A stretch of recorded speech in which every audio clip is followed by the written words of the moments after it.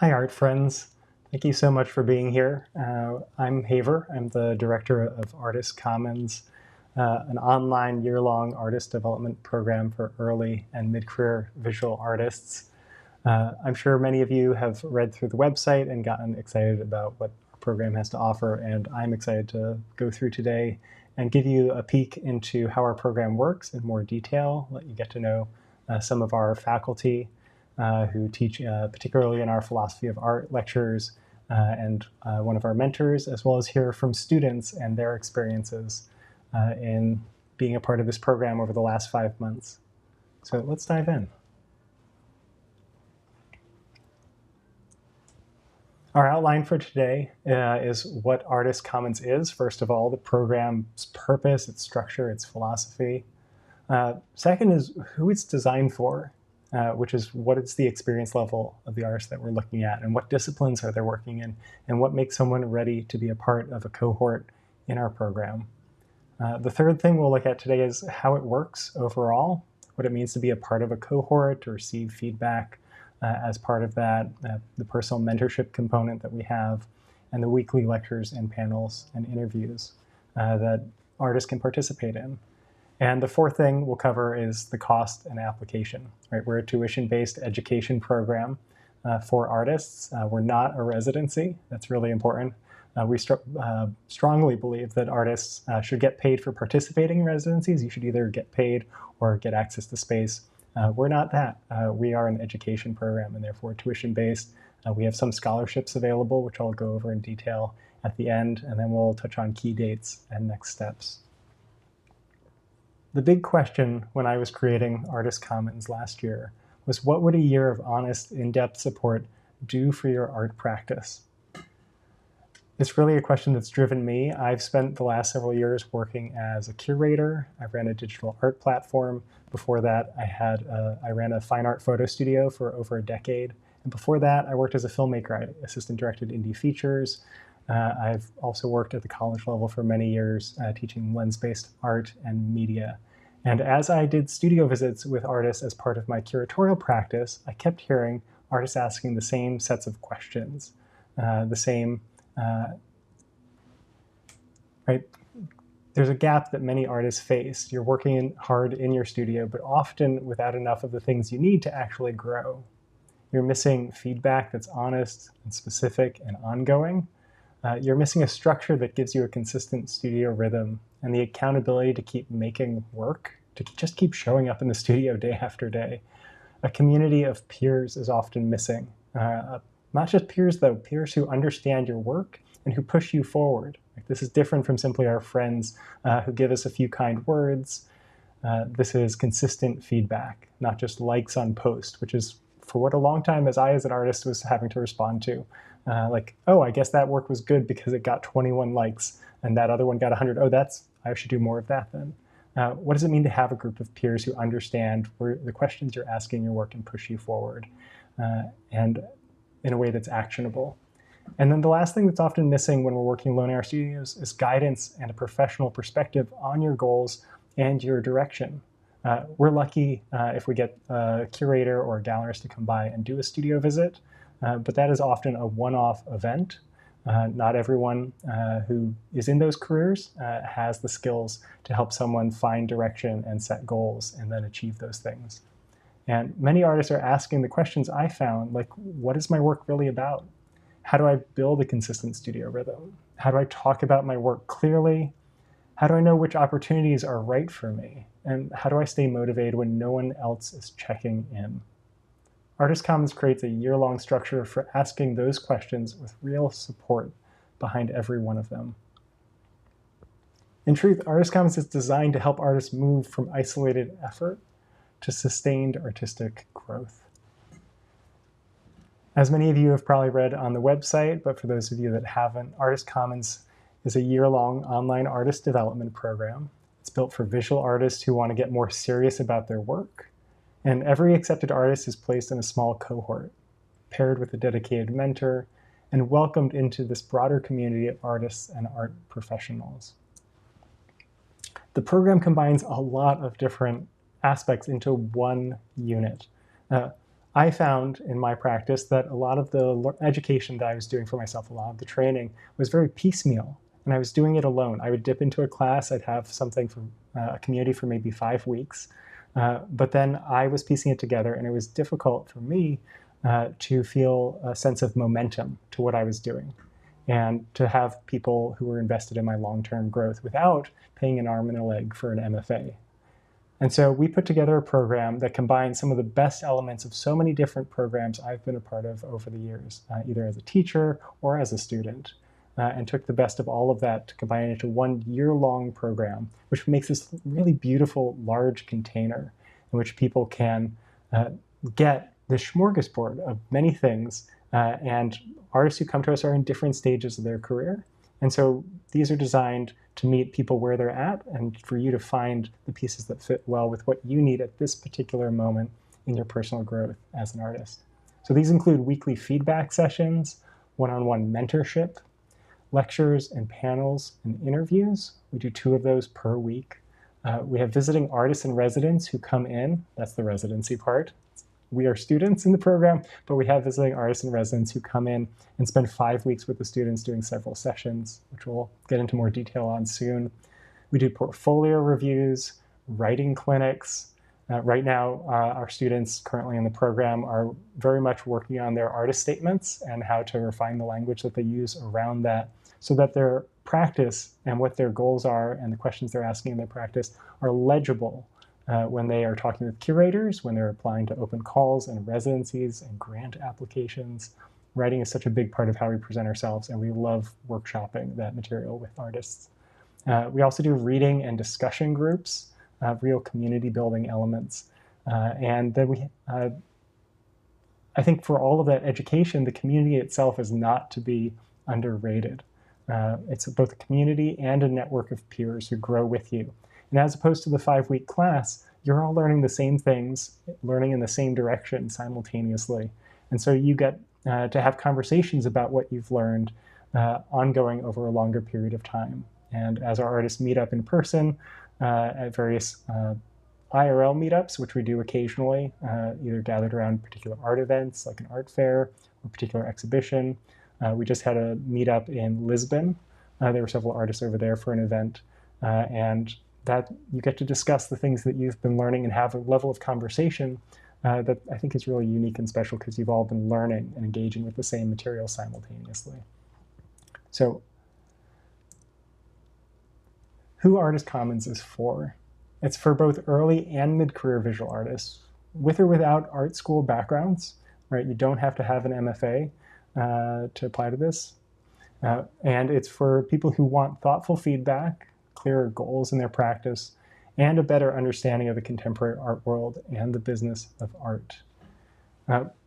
Tucked within that one sentence paragraph are a bunch of really important ideas about the program.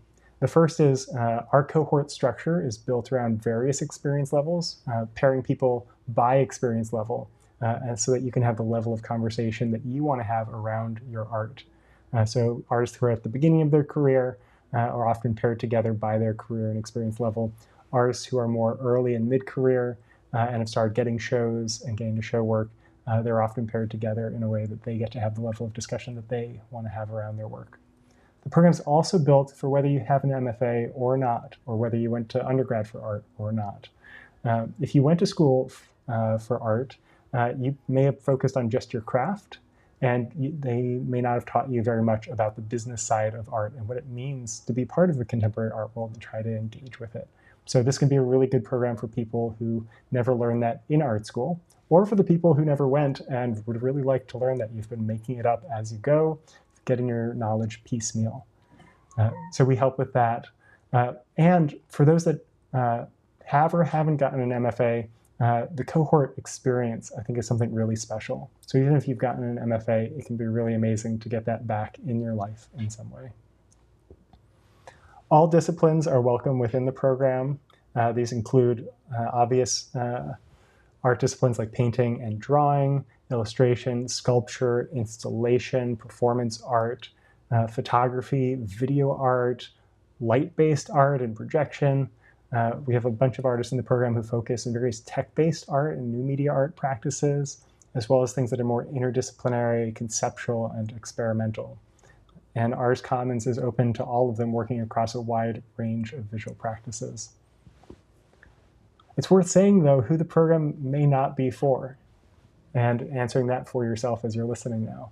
Right? Artist Commons is a hands-on, high-touch program for artists looking to actively participate. And this program might not be the right fit for you if you only want passive video lessons at your own pace. There are lots of video library programs on the internet. We are a high-touch, interactive program. You might not be the right fit if you can't reliably attend live cohort sessions each week, or if you aren't ready or willing to receive feedback on your work. For some artists, you reach a point in your career where you know what you're about, and you have a direction, you know what you're making, and feedback is not part of what you need. Our cohorts are centered around feedback, and so if that's not something you're looking for, we might not be a good fit for you then. And the last thing is, if you just want a shortcut instead of a sustained development process. This is about going deep and over the long term, over the course of a year. And I love that because, again, I've done so many self-taught, autodidact classes online. I've taken hundreds of courses through lynda.com and various Kajabi platform classes. And at the end of the day, I learn a ton, but it's not necessarily the knowledge that I'm only looking for. I'm looking for someone who can mentor, and I'm looking for a community of peers.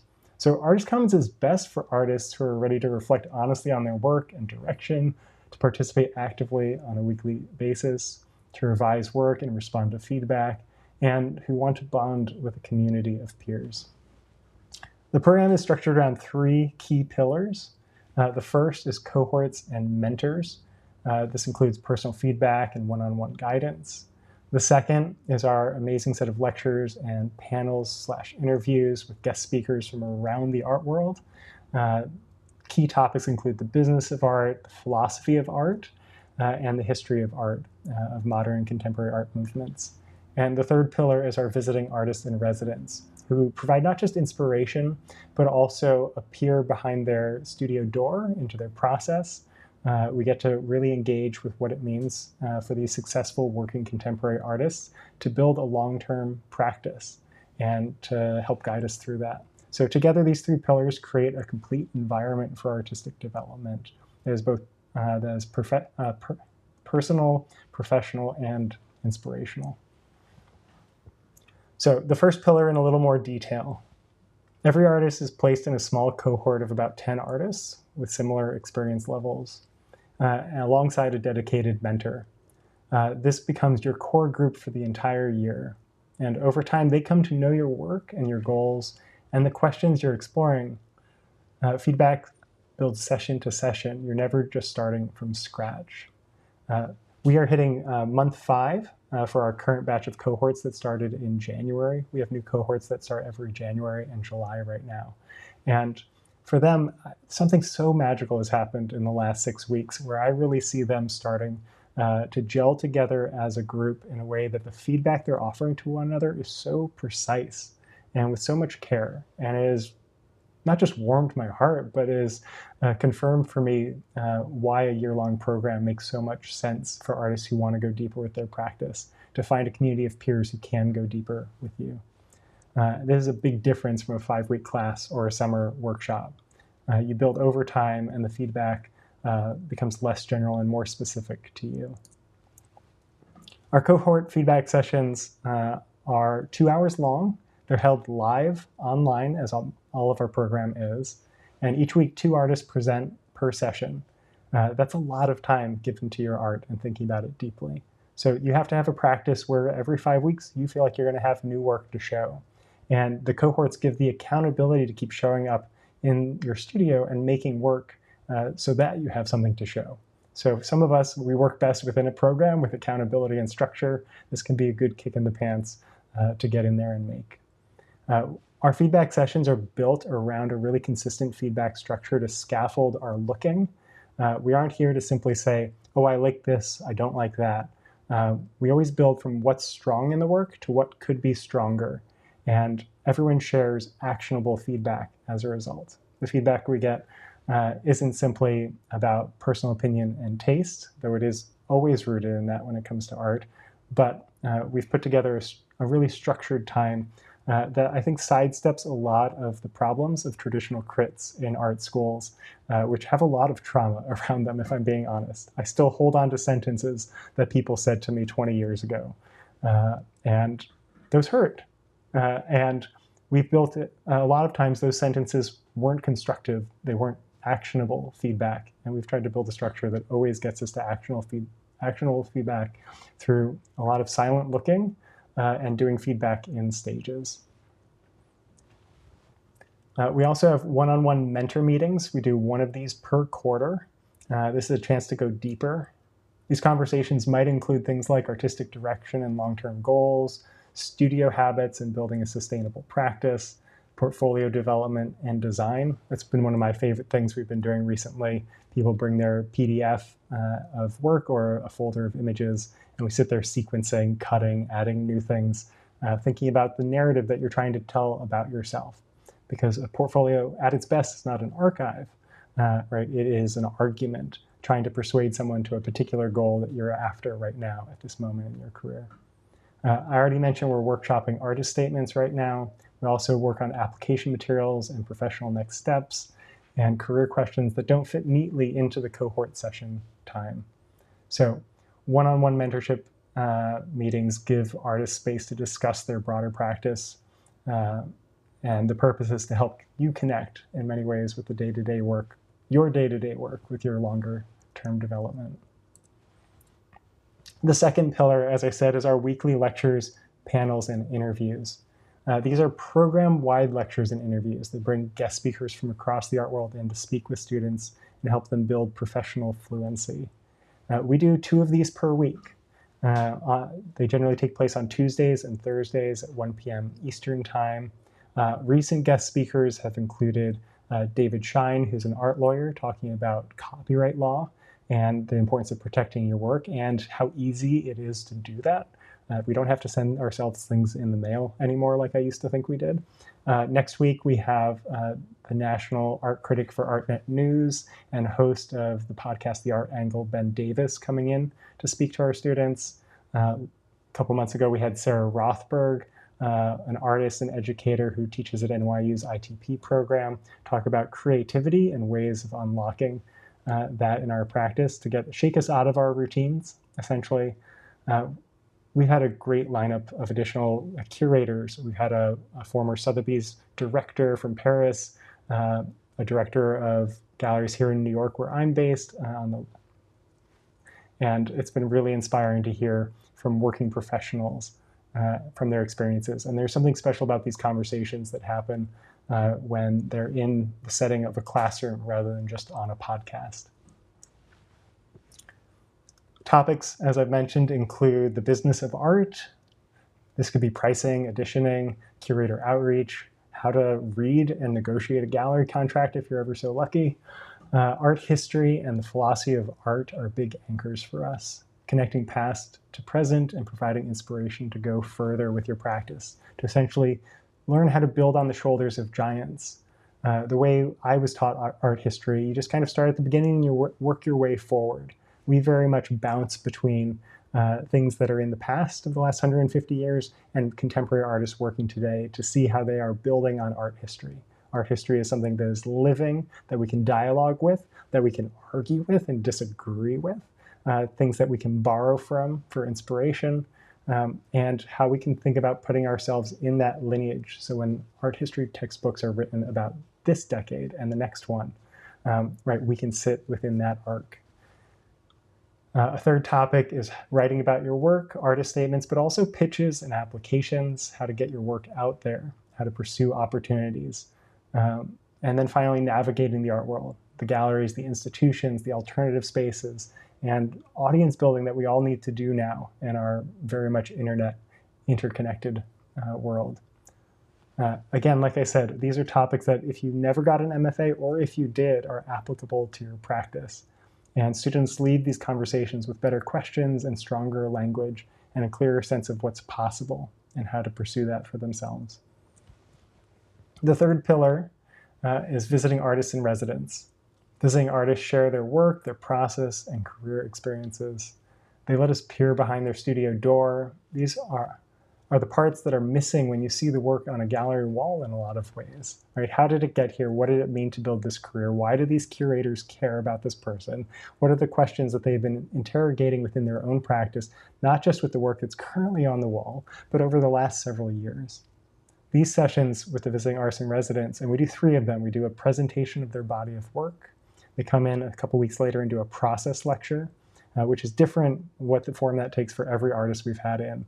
And the third is a candid interview in which they talk about what it means to build a long-term career in the arts. So we go from the what have they made to the how have they made it to the how do I get anyone to care.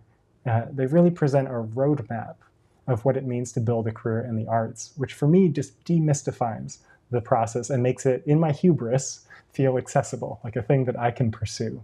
And that's all we need, just a little bit of belief that we can keep going. And these artists, having them come in to speak to the students on a regular monthly basis has been incredible for accomplishing that.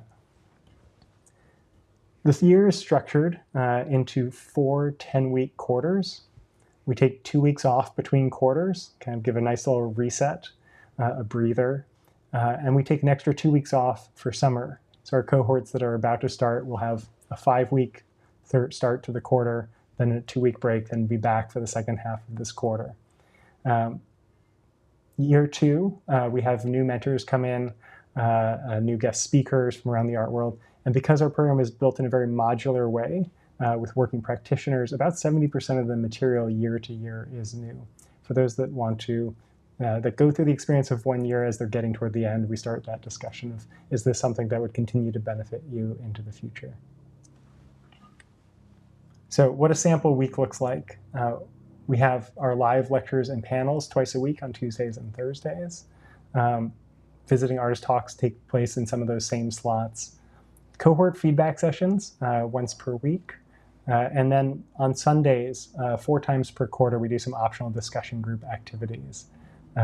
We also have a custom community app that we use to connect throughout the week, and that conversation is just ongoing. So this adds up to about 5 to 6 hours of material per week. It's a really rich, robust program. This is not parceled out in small bits. This is for people who want to go deep, encounter new ideas, share work, receive feedback, and get momentum for their practice. We do both live and async. So the live, the required mandatory parts are our weekly cohort feedback sessions. And then our smaller discussion-based sessions are only live. We don't record those because they're based in breakout rooms and they're discussions between students. The dates and times on which weekly cohorts feedback sessions take place are in the application, which I'll step through toward the end. That application section, you basically check, there are a whole list of days and times. You check the boxes next to which ones fit your schedule. And as we review applications and try to pair people together based on experience level and discipline, we start to see some alignment start to happen in terms of the different days and times for each group.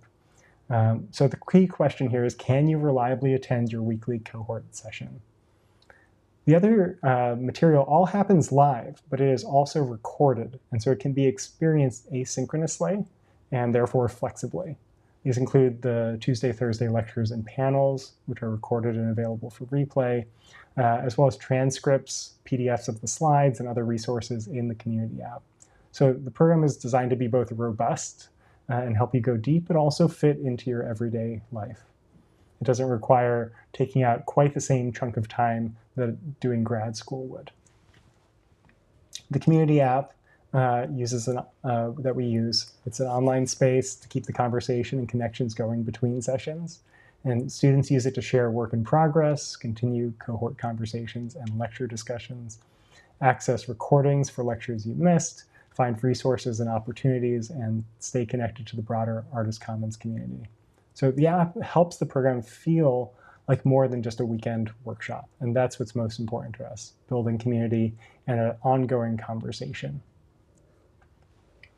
Like I mentioned, the cohorts are formed first by experience level. So feedback is always relevant and generative for everyone. Second, by medium and discipline. We want to balance a diversity of perspectives within each cohort. Most art school education, depending on where you go, and obviously there are many different types of schools, but a lot of it is discipline-based, right? Painters get paired with painters because you want to be learning the technique really, really well. But what happens after you've learned your technique? Then we need to start learning how to practice talking about our work to people outside of our discipline, outside of people who connect with us on the specificity of how well we've done some small detail with our technique, and how instead connect over how the work makes meaning in the world, the kinds of things that curators are often looking for. The third thing we look at in forming cohorts is availability and time zones. So the feedback session meeting times work for everyone in the cohort over the course of the year. And the fourth is group chemistry. Artists generally stay with the same cohort for the full year, and so we want to make sure that people will gel together. If you have someone you know who is applying to the program at the same time as you, you can request to be placed with a friend, and we'll try to accommodate if that's possible based on those many factors I've just described. What students get from the program is momentum and a consistent rhythm to show up for your art practice, confidence, a greater ease talking about your work and your goals because you're doing it every week, clarity, a clearer sense of what to do next in your practice and why, and a network, a broader community of peers and mentors and art world professionals that you can continue to build relationships with and reach out to in the years to come. What sets our program apart, I think, from some of the alternatives starts to become really clear. Right? The alternatives, short workshops, they're brief and there's no continuity. For passive online courses, right, you can watch the material, but you don't get any feedback and you don't get any community in that case. And for an MFA or a residency, right, it's a highly selective threshold to pass. And the second is they're often expensive, inaccessible. They require you to move, in a lot of cases, to a new city to uproot your life. You may have to cut back on the number of hours that you can work to dedicate to the class time and studio time that's required. And they're expensive. They may require you to take on debt to be able to do them, especially at some of the best MFA programs in the country. Artist Commons, in contrast, right, provides critique and feedback, mentorship, this art world education about the practical things of the art world, community, accountability, momentum. And we do that all within inside one accessible program. Artist Commons is very much designed to be generous but rigorous, full of practical, actionable knowledge. It's more sustained than a workshop and honestly more personal than online courses. And as I think some of you are starting to catch on to, more accessible than grad school. It's designed for people who either don't live near one of those places or can't afford them. But if you want to teach, an MFA is still a great thing. We're not a replacement for that, but we can be a stepping stone to that in your journey. We can also meet people where they're at.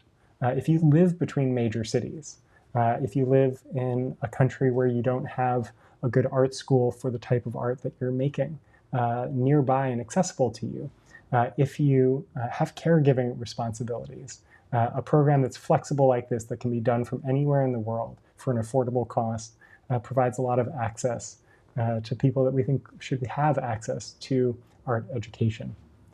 I was really inspired this semester. We have one student in our program who recently had a baby. She's been doing a lot of residencies and museum shows. She's really accomplished in the work that she's doing. And she knew that she had these, several months after giving birth in which she would be tied to her house, but not wanting to put her art practice on hold. And that's what Artist Commons is for. It's to provide space in which you can learn and grow in those in-between moments in life as well. As I mentioned at the top, I taught college undergrads for 7 years in lens-based art and media. I was actually brought in because of the fine art photography practice and studio that I was running. And they brought me in to start the college's first photography program. So I love building curriculum. The quotes that are on our website come from some of those past students. We'll get to hear in a few minutes from current students in the program, but I just wanted to read you some of these.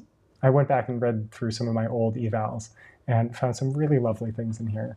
And they really speak to what's important to me in designing educational curriculum. Lauren said, this class challenged me to take my art more seriously and gave me the discipline to be a more intentional and structured artist. The second quote here, I didn't expect the course to be this complete. Other classes I took this year felt superficial by comparison. It is the most I've ever learned in a short period of time. I think at this point, you're starting to get a sense of how Artist Commons is built. It's very much built on that ethos. This is how I approach teaching. Fill a very large container with a very large amount of material, and the things that are relevant for you will rise to the top in your memory when you're working in your studio or going out and talking to people in the art world about your practice. And third quote here, I really like the portfolio critique days and all the feedback. I learned even more than I was expecting. I would take any classes Haiver offered in the future, which as a teacher of many, many years is honestly one of the best compliments you can get, that someone wants to take your next class, especially when it is so complete and so intense as some of the other quotes have alluded to. But that's the past. Let's get to some of our, we'll get to some of our current students in just a minute. I want to briefly touch on our faculty, mentors, and guests. Students learn from a diverse range of experienced voices from across the art world. Right? We have our visiting artists who are coming in, working practitioners, and we have curators and critics who are coming in. I mentioned Ben Davis. Last quarter, we had the New York Times film critic Alyssa Wilkinson in to speak to the students. We often pair who our guest speakers are in relation to the visiting artist in residence. So we had an artist who was dealing with narrative and interactivity and some filmmaking components. So it made sense to go get a New York Times film critic to come speak to the students. We try to not, again, have the pieces be piecemeal, but to instead add up into a cumulative whole. We have various educators and writers from schools around the world, and then art world professionals, gallery owners, cultural workers, museum professionals, people with practical experience who are on the ground right now, which is why year over year the program will have so much new material for anyone who chooses to not just do 1 year, but to continue with a cohort beyond that, because we are so guest speaker based. Even when we rotate around to the same topic in the following year, the way that they talk about what it means to run a gallery will be different. The way they talk about the concerns of the museum world at this particular moment in time will be different. There's always something new to learn by having working professionals coming in, and we really lean on that. We have a special focus over the next year on technology, creativity, and the future of art in the types of things that we're programming. This comes out of my own curatorial practice, working with artists who have a tech-based practice and are thinking about what is the future of art. So exploring digital art, new tools, and how artists can engage critically and creatively, but critically, most importantly, with emerging systems.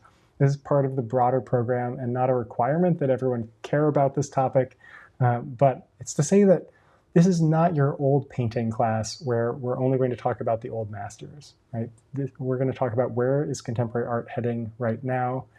For instance, at Art Basel, in Basel, which is kicking off soon, they have this new section 010 that is very focused on digital art, and they had brought it from and tech-based practice. They did it in Art Basel Miami, they did it in Art Basel Hong Kong with 10 galleries apiece. They've doubled that in size for this new Art Basel in Basel. Right, this is an important question that we all should be engaged with on some level and not shy away from. So how can we think about this critically and at a deep level and also find inspiration from it for what we want to bring into our own practice? Okay, I'm going to pause there, and I'm going to welcome up to the stage some of our past students for a minute to talk about their experience in the program. Then we're going to bring up one of our mentors and lecturers to talk about some of the focus in what she's building before we return to some of our students. And then we'll close out by talking about the application process, some of the brass tacks of that, what we look for in applicants, and what makes a strong application. So I'll try to demystify some of that for you guys. Okay, I'm going to pull up Michael Perez here. Michael, thank you so much for being here with us. And it's been such a joy to have you in the program this year. Wanted to see if you could just describe for a little bit what are some of the things you've taken away this year from the program, and how is it starting to shape the direction your practice is taking? Yeah. Thanks for asking me to be here. I feel really honored to be in the program, but also to be able to share my experience, because I feel like I don't really, it's like I can only talk about it so much with certain people. So it's good to kind of be here and talk about like the things that I've taken away. And I think, some of the biggest parts of my career as an artist were always these big question marks, and I feel like a lot of those question marks are the actual questions that I want to be asking with my artwork. And I feel like through the process of all of it, to be honest, combined with like the philosophy stuff, with the just the how to build a portfolio, and especially with like the art feedback sessions that we have with other artists, it's allowed me to really kind of start looking at my art, not just my career, but like my art in a completely different lens and perspective, that is getting me to ask the questions that I want to ask, but I'm asking them to myself, right? And I'm able to kind of then move forward and start applying these thoughts and these new processes to my artwork, which then is now, I feel like, taking my artwork in a completely different direction, not visually, but I think conceptually, right? And I think Hmm. that is one of the things like I wasn't expecting to kind of get out of it. And it's always just, I feel like this kind of constantly building on top of itself. So it always is kind of forming, and things are always kind of moving, not with just my art practice, but just the program in general. And I feel like it's a really great way to kind of discover the things that you didn't know that maybe you were missing. I feel like that was a big reason why I wanted to do it, was because I felt like there was a lot of stuff in just my practice that I wanted to kind of explore. And I feel like that's what I'm getting now from the program, especially. Hmm. I'm curious about the cohort experience. I didn't mention this for the students earlier. We have 40 students currently in the program in this first iteration. They're from 16 countries around the world, with 10 artists per cohort. That means we have 4 cohorts. I have a lot of fun on our Tuesday evening cohorts together. I'm curious what your experience has been like of the cohort and the feedback structure that we've kind of put in place for guiding people through what it means to look at art and respond to it. Yeah. So the way that the feedback and like the critique structure that you've given us is this kind of outline to kind of go through, and how we ask, the presenting artist questions, and really kind of balance out, that I think like the talking and the conversation. I think it's set in a way that it creates a really nice dynamic of, like the presenting artist isn't really doing a lot of the talking, which I think is really interesting from just a structure standpoint. But I also really value the fact that like everybody in my cohort, like they know nobody does the everybody does something different, right? And so like I'm able to get a perspective on my artwork to make sure that it lands with people who I want it to land with, right? Like I'm not just constantly like in this like vacuum echo chamber of like only talking to artists that are similar in what I do, or my friends, and like these people have, become such a big part of how my work is landing with people and helping me kind of take it to a different level, for the next time I'm presenting it. And so I find that like the way that you've put the artists together was like really successful in that sense, that like everybody's kind of giving a new experience and a new perspective, because we all come from different backgrounds, and not just like our practices, but everybody's been like extremely helpful, and it feels great to like give that back too, right? I think it's like to be able to kind of practice giving the feedback, I think allows you to also kind of understand how to accept the feedback too. I think it's like one of the things I wasn't really kind of anticipating, right? And we're kind of sort of going through it. But now it feels like very natural. Like when we kind of hop on, it's, we get into like a really good groove, and it's nice to know that like it's not going to get switched up in 6 months. Like I get to stick with these folks for a whole year, and they get to see where I started and kind of where I'm ending, at the end of the year. So, yeah, I love it. It's a lot of fun. It's a really fun time. Yeah. Yeah, I mentioned this earlier. I feel like in the last 6 weeks, we've like hit a really nice stride where people have enough depth with everyone's work that the kind of feedback you're starting to get is hitting new notes and starting to, I don't know, propel things forward. I really enjoyed your cohort session Tuesday night. Yeah, and I think too, what's really great now is that now that we're 6 months into it, right? And so like everybody's kind of bringing back projects or things that they're working on that like we've already seen. So I think the really cool thing about that is that the conversation is also changing, right? So like I showed work that I presented, it was like 6 weeks ago, but it's morphed, it's developed, and so like the feedback is also going to be different, right? And so like even though like we're seeing kind of similar projects, it's different in the sense that like they've spent weeks tweaking it and applying things and thinking about the feedback that we've given them. And so it's really exciting to kind of see like, okay, like what is like Haiver going to bring this week from the last time. And so the conversations are never the same, which I think is really great. And I think it's proof that like the feedback structure works, right? That like we as artists are able to kind of go back to our studios, work on the things that we want to try or test or didn't even think about, and then kind of bring it back, and then talk about it again, and then it kind of repeats itself. So it's, I think the structure and has created that level of just like a really dynamic conversation that is constantly changing and constantly, I think, improving like everybody in the group, not just the artist that's presenting. Mm. Yeah, it's funny. One of the cohorts recently, they were in their cohort channel chat in our community app.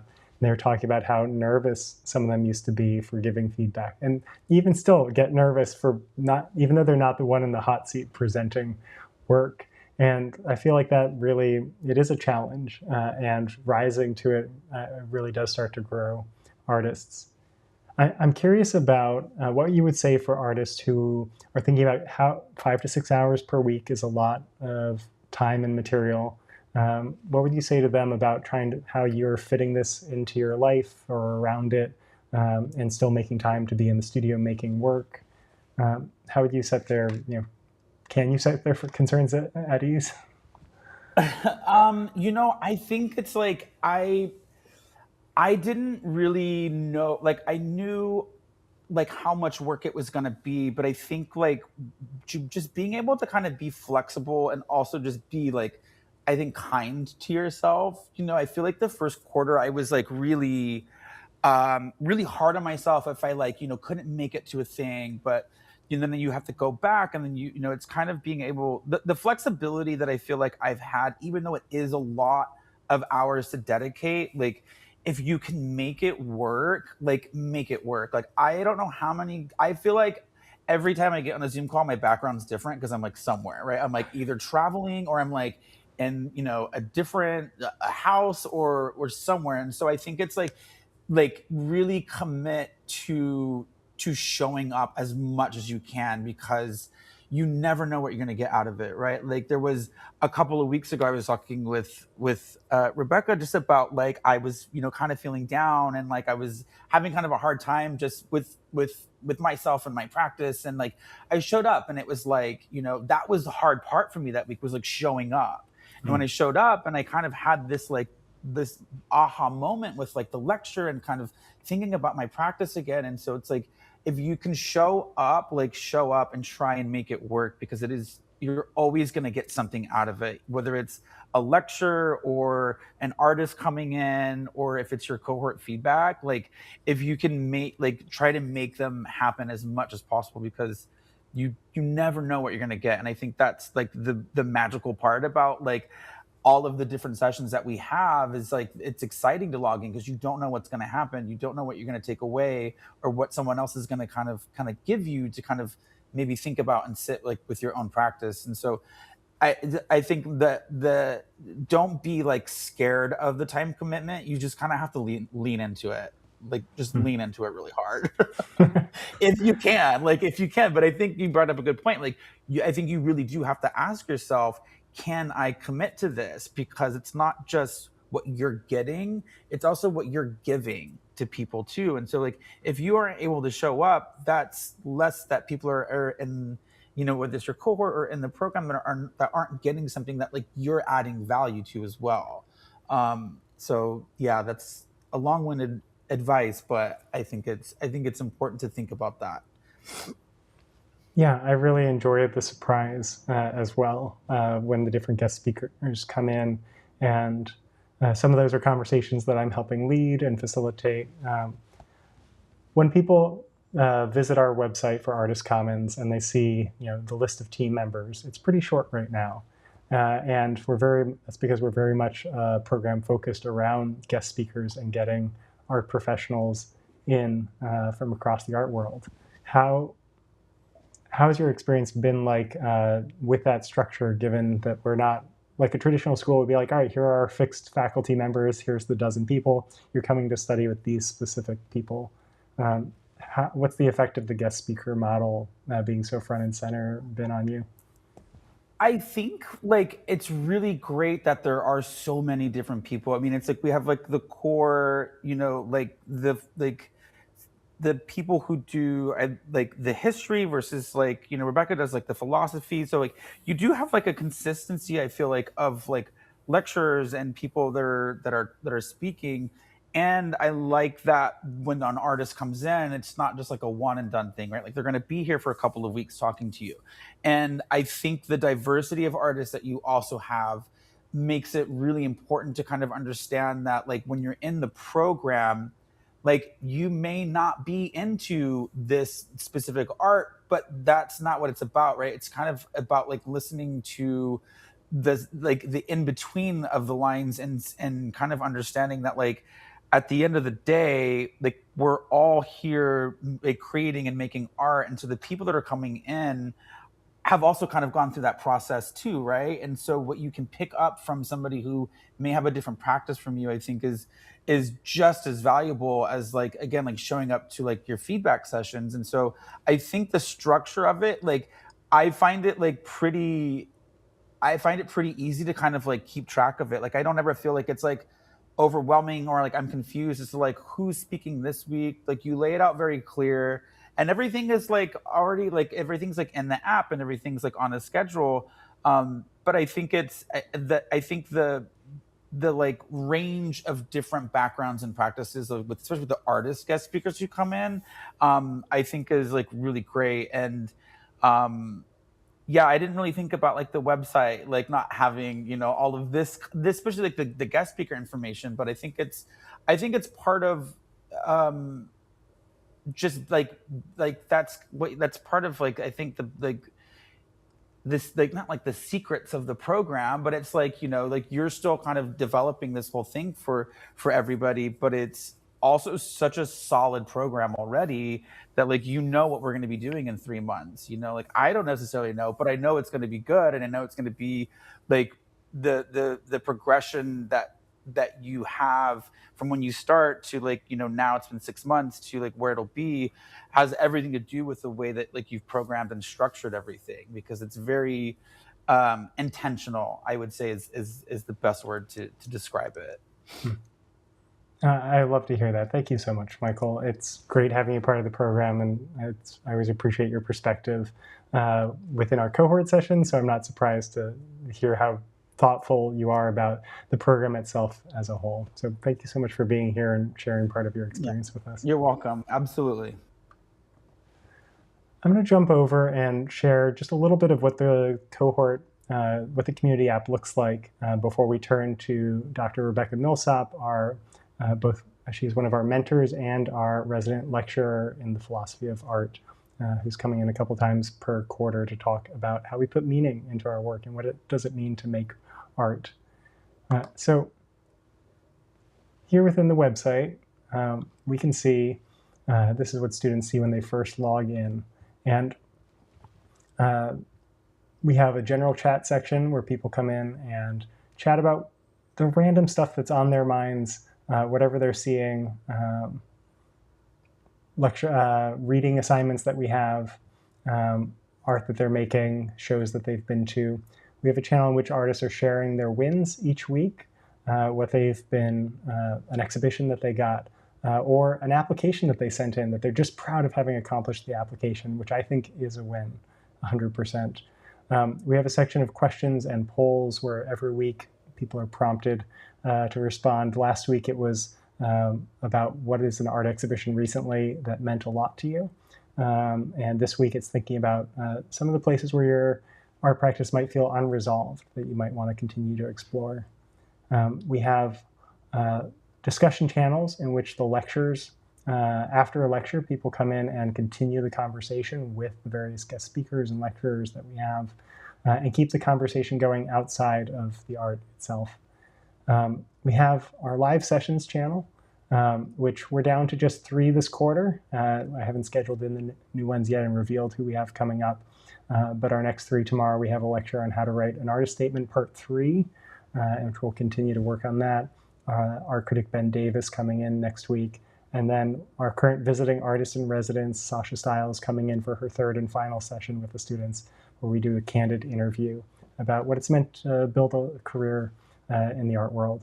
Sasha, if anyone has been to MoMA, the Museum of Modern Art in New York, in the last 6-8 months, she had a major video installation of work in the lobby of MoMA as a living artist.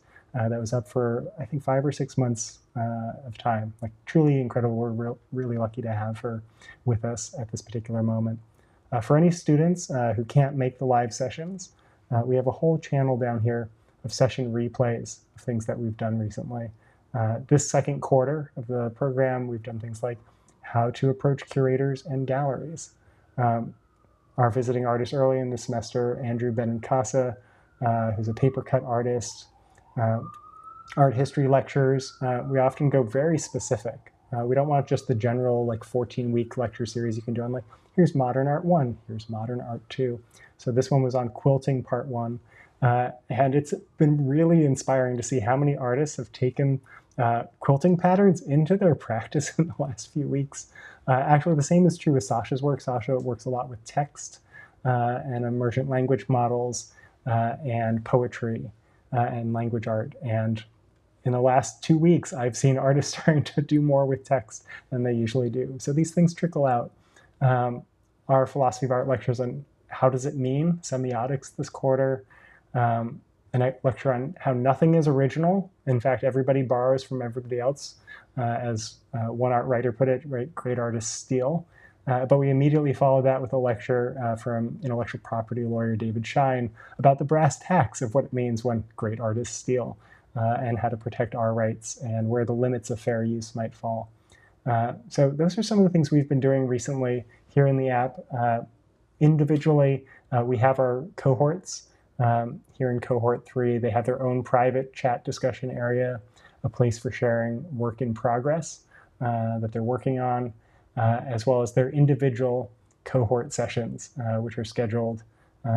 This one meets Tuesdays, 9 p.m. Eastern time, because we have artists based in Australia and Oceania that we're really excited, and as well as some artists based in LA and across the US that tune in for that one. So all of it lives here in the app, which is a really good way to be able to interact with one another and feel connected over the course of the week. And like I said, in these lecture discussion channels, keep the conversation going from the session replays and live sessions. So next up, I want to welcome our mentor and philosopher of art lecturer, Rebecca Millsap. Hello. Hello. Hello, hello. It's great to be here with all of you. Thank you so much for coming in, Rebecca. Of all the things I planned for this program this year, I think your lectures in particular have been one of the biggest hits across the students. Aww. And I often hear, what is philosophy of art? Like, art is just a thing humans need to make. But then artists sit down and start talking with curators, and curators what does it mean? What is it about? What questions are you interested in? And artists, I find early in their careers, as well as well into them often, are struggling with how to answer those questions. So I really appreciate the way that you have structured your 8 lectures on the philosophy of art over the course of this year. And I was curious if you could just describe a little bit about some of the topics that you've been digging into for our students through those lectures. Definitely. Yeah. So the way I'm approaching the philosophy of art for Artists Commons is teaching philosophy of art to artists. That's the audience, which is thrilling to me. I am both a philosopher and an artist. My background spans both of those disciplines. I taught philosophy in university for almost a decade, and I specialize in adult learning and how adults learn. But I'm also an artist, and some of my anxieties around these philosophical questions in the arts, in my practice, actually led me to becoming a philosopher. I was persistent enough to continue. So I've been thinking about how can philosophy be useful to artists in their studio, right? How can it be helpful when they're, like you said, talking with gallerists when they're writing their artist statements? And teaching a traditional philosophy class might be, okay, let's learn about all these different theories. We're going to see, how do they argue against one another? What are the main arguments? But what I'm really interested in is giving every artist, an understanding of the main theories as tools. And I ask 4 questions over the year. So we start off by asking, what am I making? So this is a pretty foundational question. The question is, why is this thing that I've made art? What gives it its artness? Like, what is going on with this, right? Sort of moving from I think I kind of I call it art. Is that good enough? To really understanding what some of the foundational theories in philosophy provide to answer this question. So we do start with the oldies but goodies. We start with Plato, we start with Aristotle, but we work our way into contemporary philosophical discourse as well. So that first question, what am I making, is all about the ontology or the definition of art. We cover over that quarter, we cover 8 different frameworks that give different but related answers to the question, why is this art? And I use contemporary, historically relevant artist examples to help us see how these philosophical theories have life, right? They have life in the studio, in the museum. The second question that we asked was, how does it mean? So, we have our intentions when we're making our work, but how does that meaning get transferred out to the viewer? Does it? We hope so, right? So I walk through 8 different key theories on how art has meaning. This is really useful because as an artist, you get to think, where do I show up? How much can I show up in my work to help my audience? We are also thinking about the question of how do I fit? So this is, you already mentioned the question of originality. Is anything ever original? We're going to talk about that. We're going to talk about authorship. And the idea there is to, move from this sort of frustrated space of everything has already been done to I know how I fit in the narratives that exist. And that is a really empowering, that can be really empowering. And then finally, the final question is, why does it matter? So that's a pretty big question. We're going to be talking about value, about the function of art. We're going to be looking at, you don't want to just sit there and say, well, I think it's important, right? Why does your work matter? These theories are going to give you different frames for being able to understand that in your own practice. So those are the 4 questions. I also always put together a toolkit for each quarter that has a review of everything, because some of the information is dense. I mean, it's philosophy. I try to make it as accessible as I possibly can. But, it's not all going to stick in your head. It's not how learning works.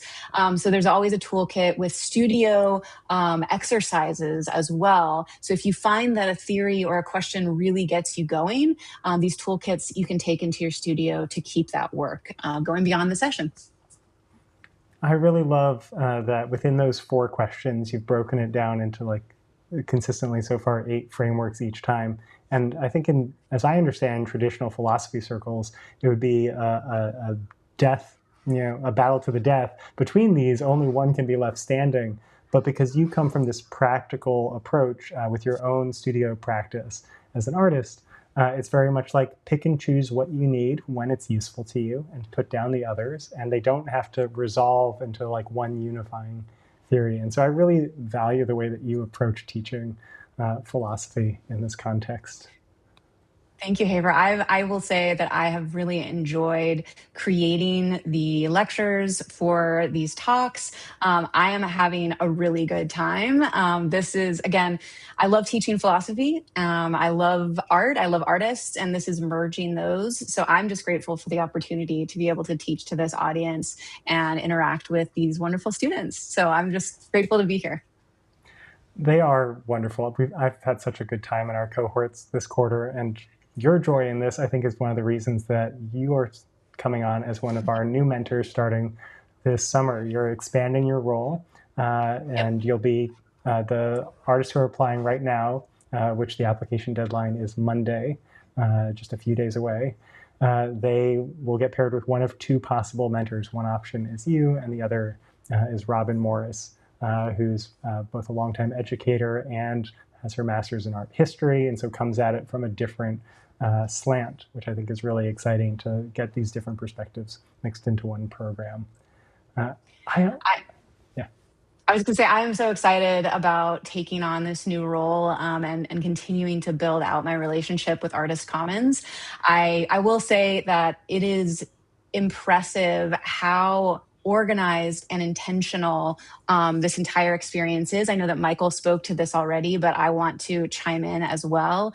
It really is a fabulously designed experience. And one of my roles in the working world is literally experienced designer. So I can say I am very impressed. Coming on as a mentor and being able to engage in really meaningful feedback sessions with artists about their work is incredible. I went to art school. I had the crits. I know how it can go.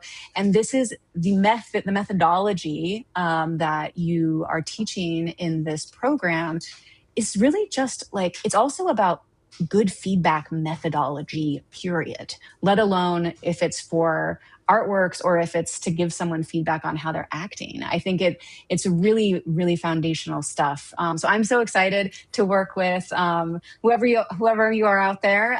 Excited to have you join my cohort and get to know you and get to know your work. I love facilitating and mentoring. So this is a really great opportunity. You sat in last night on your first cohort to kind of see what that process is like. Before this, you had just done lectures. We had met and talked about program and pedagogy and approaches to teaching. What was your experience like actually seeing the processes in action and hearing the way that the students interacted, as well as giving feedback?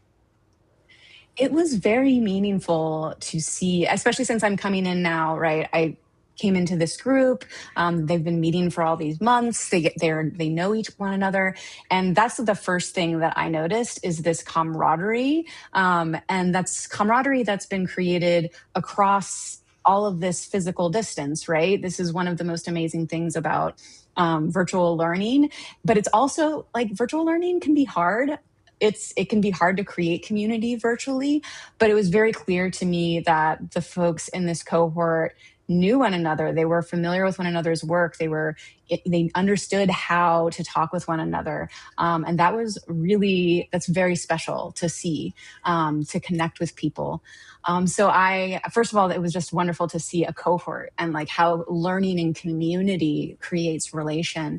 That's a lot of learning that just happens in communion with others. I think we are not taught how to look You know, Mm. like even if you go to art school, like I did, honestly, it can sometimes be sort of taught as like a competitive sport and less like a collaborative endeavor. I don't know if that sounds familiar to anyone, but I think that, when you are an artist, you're making work, you want to hear what your fellow artists actually really think. But we're also very sensitive, right? I mean, I don't know. Maybe it's just me. But, like I want honest feedback, but I also want constructive feedback and I want to feel cared for. And this specific feedback format allows the artists that shared today to hear what the audience thought from like as they're coming to the material, and then ask them questions, right? So I think that the artists got to hear things that maybe they were not expecting, which is good. That's what we want. But they were also able to direct the feedback so that it would be actually useful to them. At no time during the session did someone just like go off on a monologue about like their beliefs about whatever abstract expressionism, la la la la, right? Which sometimes can happen in less organized spaces. So I do feel like it's very intentional. There was a lot of care that I could feel being given to the artist's work, and between one another. I'm very excited to host my own wonderful community. So it was really special. Mm. Oh, that I warms. will say I felt very grateful to like have been a part of it. Like I was like, thank you so much for letting me sit in on this, because I feel like I got to share in something really special. Mm.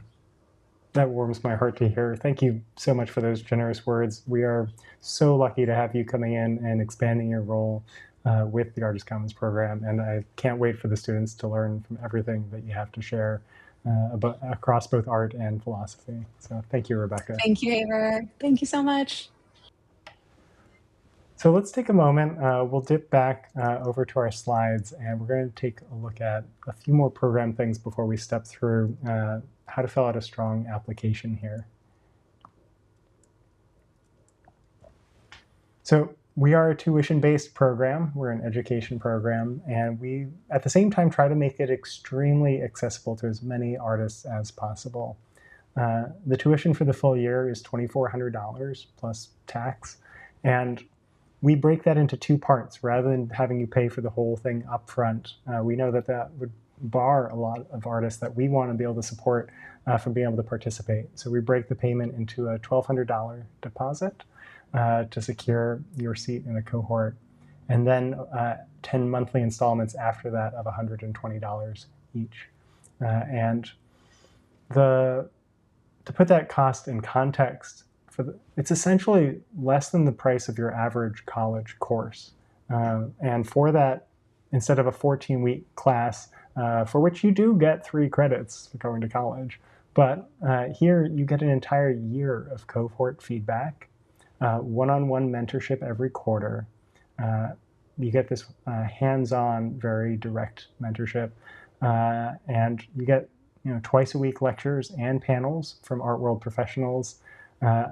Having taught many a college class, I know how excited the students are when you get in a guest speaker 1 or 2 times in the course of a semester, but we're doing it on a much more regular basis.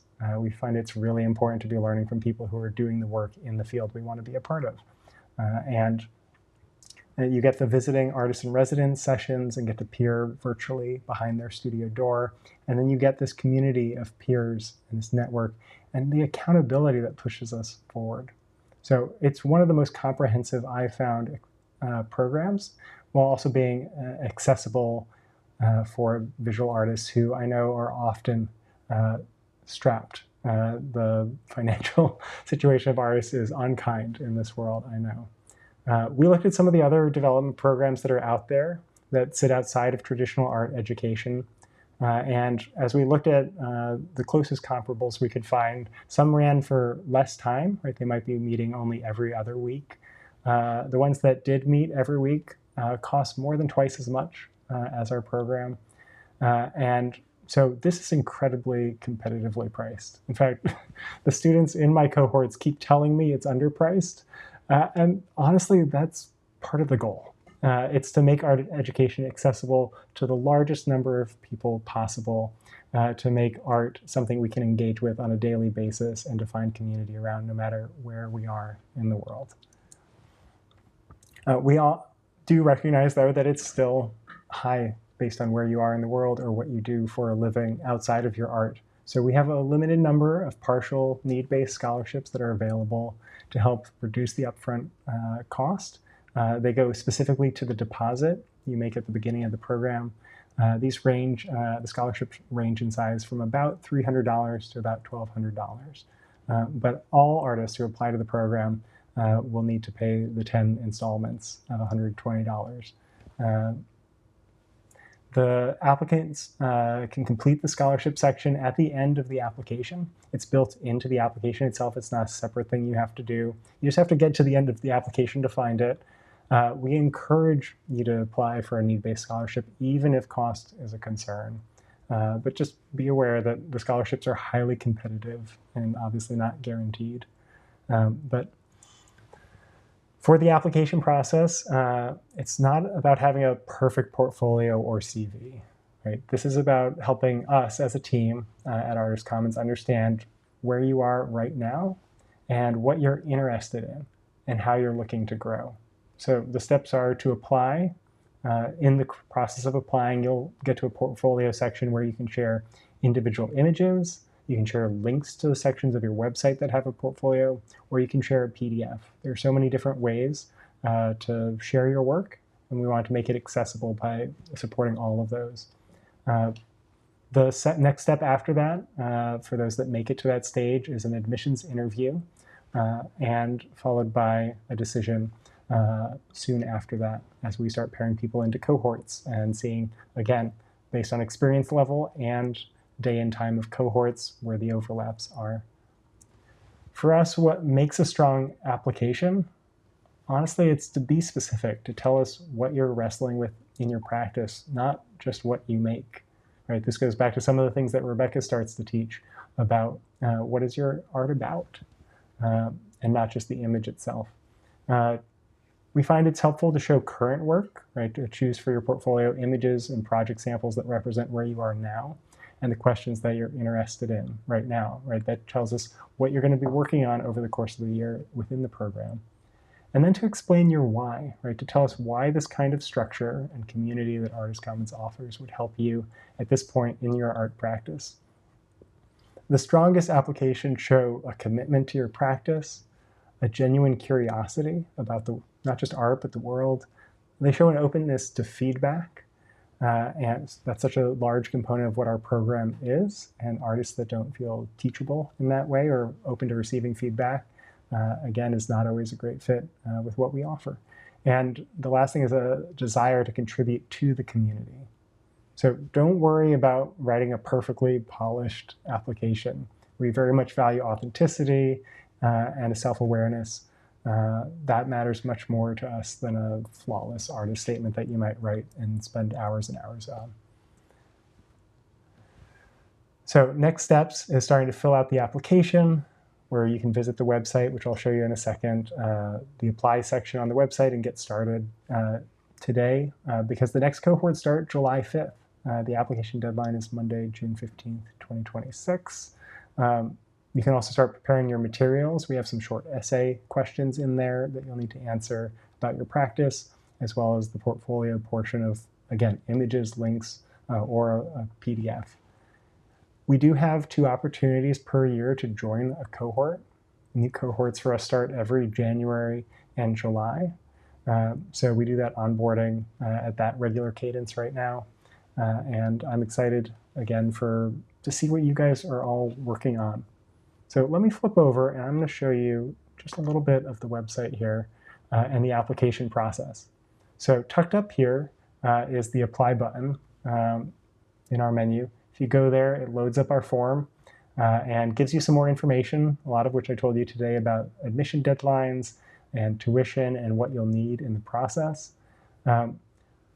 Once you click through to next, you can start filling out the individual pages.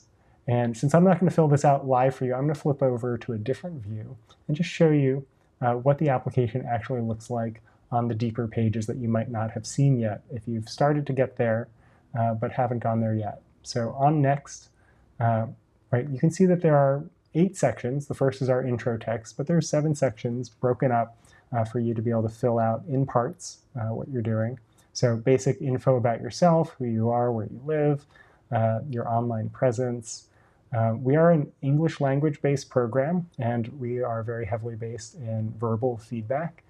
So it's important to us that people feel comfortable doing that in English within the program. We hope to support other languages in the future, and so we have a section where you can check an option here to fill out other languages that you speak, if you speak any, and that helps guide us for future support. When you go to the next page, you start getting into disciplines. You can check as many of these apply, right? You might focus in drawing and ceramics. We gave a lot of options. It's obviously not comprehensive. There is an other box over here where you can check and fill out a text field for yourself there. Describing your primary discipline. And then we get to the question, this is the most important question in the whole application. We even say that, literally right there. This is the most important essay question in this application. Tell us what you've been exploring with your work over the past few years. It's 1,500 characters is the minimum, not 1,500 words. So it's not terrifying. It's actually fairly short. But you have to fill that out to be able to get to the next page and start moving forward. We're interested in the questions that you're asking in your practice and what you want to explore with the work that you're doing in the recent past, the past few years, as well as coming into a program like this. So there's more questions about medium. Then we get into goals, right? What are 3 goals you have for your art practice this year? Some options to check here. What's getting in the way of achieving those goals, right? It could be budget and funding. It could be studio space. It could be purely focus and attention. This gets the sense of what you need and how Artist Commons can serve you. And then we just ask that explicitly. What would you most like to get from a year with Artist Commons? There's no real character limit on these. You can write whatever you find is most accurate and helpful to your practice. Selected works is our portfolio section. You can upload that as a portfolio where you can share a link and paste that in, or you can upload a file and choose to share that as a PDF instead. We ask you to explain a little bit about the materials you're working with. There is another character count here if you're filling out the portfolio version. If you go for individual projects, you can share 2 or 3 projects. They each need 10 to 15 images each when you upload, and you can do that again as a shared link or uploading files, so JPEGs or PDFs there. So when we get to the next section, we get into information about the cohorts. Within this, you're telling us what time zone you're in. So again, we can start to align cohorts together. All of our times listed here are available times when we're considering making cohorts for this year. You'll want to put check marks next to as many of these as apply to you. The more you fill out, obviously the easier it will be for us to find a cohort that fits if we want to offer a spot in a cohort to you. So fill out as many of those as you can, but that's the key information there for that. And then we bring up the time commitment again. All right, can you attend 5 to 6 hours worth of material and commit to that per week?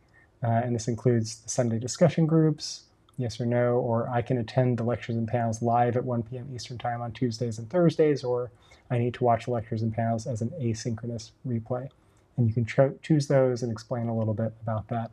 But the most important thing is simply checking the box and saying, I can commit to watching and participating in 5 to 6 hours of material per week.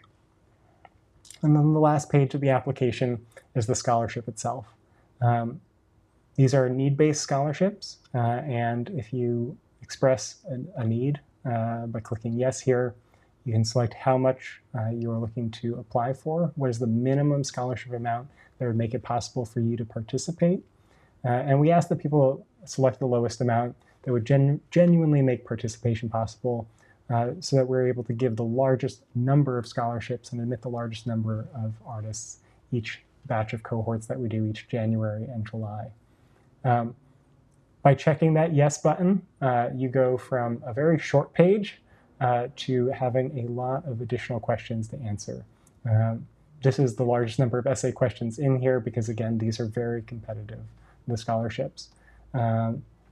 So things like, in a few sentences, please share why the support of the scholarship is needed, what feels most original or distinctive about your practice right now, and why. Name 3 artists your work is in dialogue with, and what would the scholarship make possible for your work over the next year, and how would it change your practice? So those are the things we're curious about in your practice. It takes some time, it takes some doing. So if you are interested in this program, again, our new cohorts start July 5th, and the application deadline is this Monday, June 15th. Generally by midnight that night, but we're roughly flexible. We're not going to look at them until the next morning, if I'm being honest. We're going to close out by taking a quick look at a video that one of our students recorded for us who wasn't able to attend today, and then close out by talking with one other artist in the program and student. So here's the little clip. So I'm Nick, I go by Chum Wizards, and I thought I would take a moment to really talk about my experience with the Artist Commons. One of the big things that I can say, the Artist Commons is a program that's great if you're trying to really dig deeper with your art, not just make pretty pictures, but have some true meaning and significance that people can connect with outside of just being your friend. Then this program is definitely for you. It's also a great program to learn more about the history of art and be able to look at art critically and appreciate art in ways that you probably haven't before, and have those discussions with other artists and other people that appreciate art deeply as well. And I think more than anything, that's one of the biggest things that I've gained from this experience is being able to have those conversations, because there is so much that you learn when you can bounce ideas back and forth with other artists and other art appreciators. So if the Artist Commons is something that you are looking to because you're trying to expand your art just beyond making pictures, then I highly suggest giving it a try. Nick is one of my favorite people in the program. He is such a supportive and generous artist, asking such great questions during feedback sessions and just genuinely showing up in the community app, in the text chat, and pulling people out of their shells. I think there's this moment right now with social media where we're feeling particularly tired of it, and our hope is that people replace their habit of picking up their phone and checking Instagram or TikTok or X or Blue Sky or wherever you're spending your time on social media these days, and instead pick it up and engage with this community of artists who are generous and caring with one another. And Nick really exemplifies that in his practice. So let me pull up our last visiting artist for today. Layla, thank you so much for being here. I think you're, let me see here. Yes, I can still hear you now. Great. Okay. Can you hear me now? I can. Thank you so much for being here. I always really enjoy what you have to contribute in our cohort sessions and within the chat. I'd love to just close out by hearing from you about what your experience has been like digesting and experiencing the wide breadth of material that we cover through the lectures and panels each week. First, I want to say thank you for asking me to come here and give a little bit of my experience in the program. The cohort feedback has been amazing. Not only on the on doing a feedback on my work, but on the other artists. And sometimes I make connections up with the feedback they're getting. I'm like, oh, that's happening in my work over here. So I think that back and forth, that it's not directly to you, it's to someone else. It also helps us like to start looking at artwork, and having those conversations there have been really good. And I think that's something I was missing I think since college we didn't have those sessions, and it's so caring. Also, I'm thinking about what the other early artists said before and what Rebecca said. I think there's an intention in the program. Like, and nobody ever taught us how to critique an artwork before. And you went through the process. You told us how to say what we wanted to say without saying, I don't like that. Or I love that only. Like, what's behind it? What is it that is bothering you? What is it that you do love about that work? The whys. So we have to just go deeper in our own thoughts and our brain, like what we have to make those connections to give it the proper feedback. And the program and the course in general, I'm enjoying it quite a lot. I really like the art history classes, and I like them because they're not necessarily European or centered in the United States. I think a lot of times we take art history and it's always like the same things here and there, but it's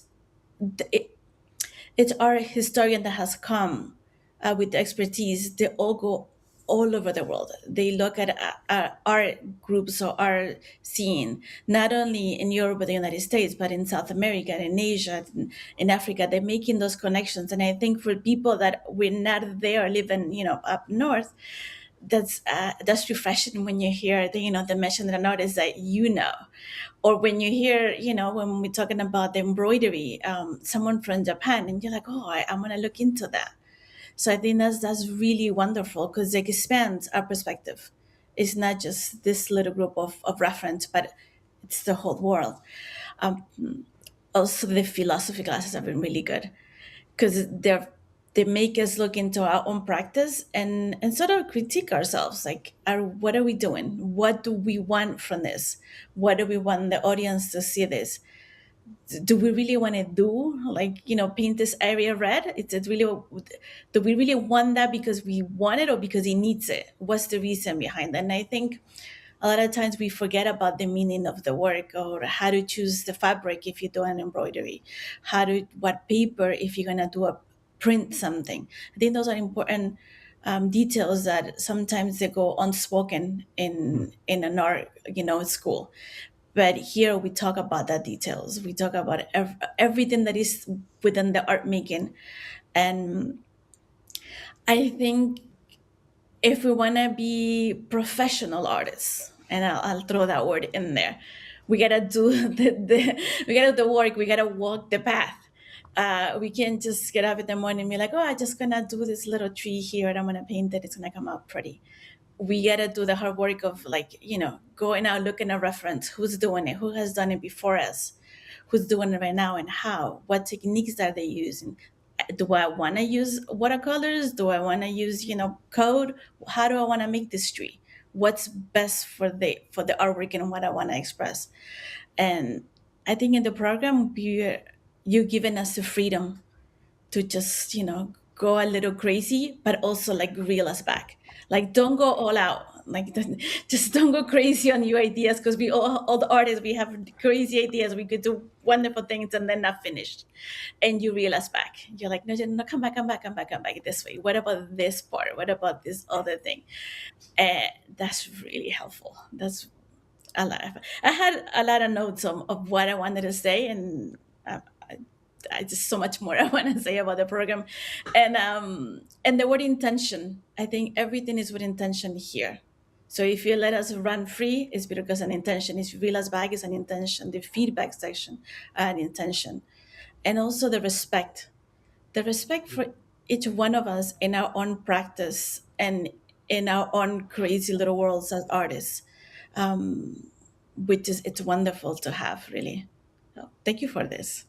Oh, it's my pleasure. It's my joy. It really came out of the studio visits. I mean, we did a studio visit together years ago over Zoom because you're based in South America and I'm based here in New York. And so it is amazing to be able to connect through this community with artists that are all over the world and get out of our little bubble, both, like you said, by engaging with different artists from art history. I was thinking of recent discussions we've had about Ligia Clark or Do Ho Soo as two of my recent favorites that we've been discussing.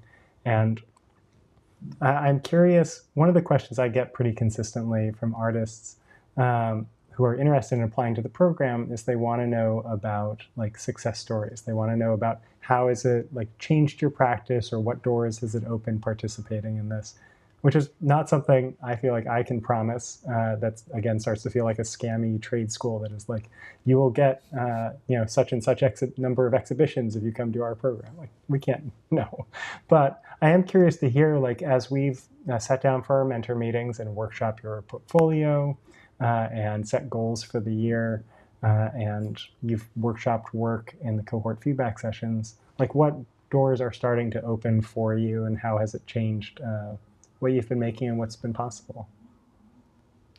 First of all, I want to say confidence. I think we need confidence to apply to a program and to feel like, oh, you know what, I could go there. I could apply to this gallery or this program at this open call. So I think a lot of times artists, we lack the confidence. Sometimes the work is there, but we are not there ourselves because we don't know how to write an art statement. And it seems that it's just such a hard thing to do. And then you just go, well, what is it, an art statement to begin with? So I think that's the first thing that the program is build our confidence, and to me, I think that's the biggest success, because I applied to a museum show that I have not gotten back any response back yet. I'm supposed to get it back soon, and I check on my email constantly the past few days. But I applied. I who had never done that before, and in that process of applying, I learned so much about the work that I was doing. The series is called Portraits in Winds, which it's an ID photo that gets the pixels get displaced by winning the speed of wind in real time of of the people that are taking the portraits home city. And I think preparing for that and having the confidence to say, you know what, I'm just gonna go for it, and whether I get it or not, I think that was a win. That was a major win for me. Because it gave me the confidence, and I knew the words to use, and I was like, I could do this. And then the feedback sections, when I spoke to everyone about it, I realized as well in about this work in particular that the reference that I was showing in that work, it was way too local to like my country, sort of like Chile. I'm based in Santiago, Chile now. And then the people in the feedback sections, they were missing it. And I was like, oh, I need to mention that in my statement about the work. So I really like that, making those realizations. Also, learning that I am a bilingual. I speak Spanish and English. I have a portfolio in Spanish and I have one in English. I can just translate it. That's what I was doing before. I was just translating one thing to, if I wrote it in English, I would translate it to Spanish. If I wrote it in Spanish, I would translate it to English. I think in the feedback session, I realized I can't do that anymore. I have to know my audience.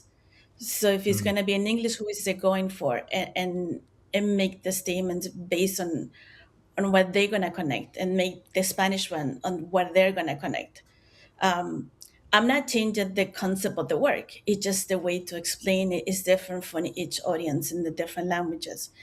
I applied on sort of a friend of mine said, listen, there's an open call. I think we were good at it. And I looked at it, I was like, I'm going to apply. And because the program, and I had our statement ready, I had my biography ready, everything was in Spanish. So I have Spanish and English. So I just had to grab from here and then send it. And I just got the email on Friday that I got accepted. So that was awesome because I was able to do it so fast. It would have taken me months before this program. I would never had anything ready. So I would have had to go back each time and just you guys said, just have it ready. And I did. So I think whether we get a call back or not, whether we get accepted or not, that's just missing the point. The point is to be ready for it, to be ready to application and apply it as many places as possible, and something's gonna happen. And and on that note, I think my work, I'm developing a body of work now. Before I was doing work, I was doing lots of work. I was constantly doing things and different things and new things, and experimenting with different techniques. Now I'm conscious about that. Like, I want to develop a body of work that is cohesive. How do I do embroidery as well? So how do I connect that embroidery with the pixels moving and images with wind speed in real time? So I think that's also make me think about those things and look for reference, who's done it before and how it's done. Mm-hmm. I could go on this. I think that's because it's been such a big change. And to be very fair, I have taken courses before and all this, and I have learned. I mean, I believe I told you that how to make a portfolio. I have taken courses how to make a portfolio, but when you said to us, you taught us how to name the file, and that was mind blowing to me. I was like, oh my god! Like, I had really good people teaching me how to do a portfolio, but no one ever told me how to name the file of each photographs of each artwork. And I thought that was just amazing. Those little details that sometimes are skipped. Right. You make sure How that we know that. Yeah, how easy it is for your images to end up out of order if you're naming things in a certain way versus another. And suddenly the story you're trying to tell with your art doesn't work. Well, I really appreciate the diversity of mediums that you work in and how you're finding ways to merge them together into this. I mean, you kind of alluded also to your photography background as well, which is also showing up in there, and finding a way to make a body of work out of that that is cohesive across mediums is really inspiring. I'm so excited for you and everything you're accomplishing this year. So thank you for your enthusiasm about the program and for everything you share in your cohorts. It's really wonderful to have you with us, Layla. Oh, thank you. I'm having a great time, and thank for all the artists that are in the program because they're making this to be a great program to be part of. Well, that's our time, friends. I see a couple of questions have been dropped into the chat, so I'm going to knock through those. If you have a question that we haven't answered yet, please drop it in there. We'll stay on for just a couple more minutes because we've kind of gone for 90 minutes now, which is about where we wanted to wrap this up. We got one question, which is where do participating artists share their work with one another? That would be in the community app.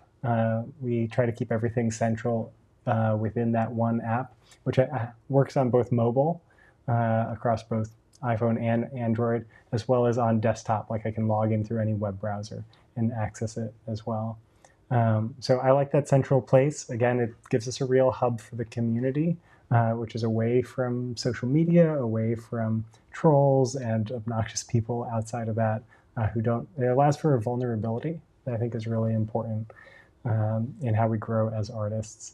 And you can start to hear from the artists who shared today about their experience, the generosity of this community, even as we push each other to go further with what we're doing.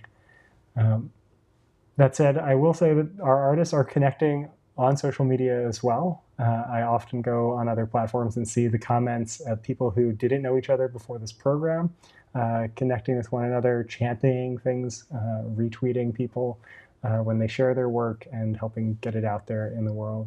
And so it really is building a community and a network, which is how I found in my own research as an art historian how the best art movements got made. They happened in community and through relationships. So that is part of what we're trying to build here. So thank you again, everyone, for being here. I hope you'll consider applying for the Monday deadline. Feel free, if you have any questions, to email our program administrator, Laura, at team@artistcommons.art. Again, her email address is team@artistcommons.art. Sometimes we both reply from there, but Laura is our first front-facing person. Or feel free to DM us on Instagram or whichever social media platform you're using. The last thing I'll say here is that Rebecca alluded earlier to the fact that we're both really invested in how adult learners learn, right? The pedagogy, the philosophy of education. And as some of you might know, we are on 8 social media platforms right now, including TikTok and YouTube. posting daily vertical videos, little snippets from our lectures. And this isn't just marketing, and it's not just there to inspire you, the outside community who hasn't gotten a chance to experience the program yet.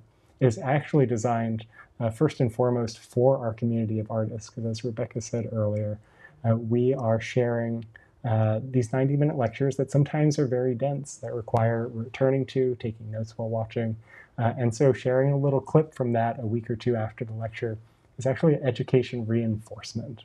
It's one of our pedagogical approaches to making sure that people can continue to deepen their understanding of the ideas that we're teaching within the program. So you're really in real time getting to experience an important part of how the program functions. I would encourage you to follow us on whichever social media platform you're using. The handle for that is @artist_commons. That's true on every single platform. I love that in the last week, our videos about Dada art artists from the early 20th century have blown up on TikTok. It warms my heart and encourages me that people care about strange, esoteric art things in these communities, and is not as bleak a world as I sometimes make it out to be. So thank you again for being here. We look forward to seeing your applications, getting to know you and your body of work and the questions that you're interested in exploring this year. Thanks again, and we'll see you soon. Cheers.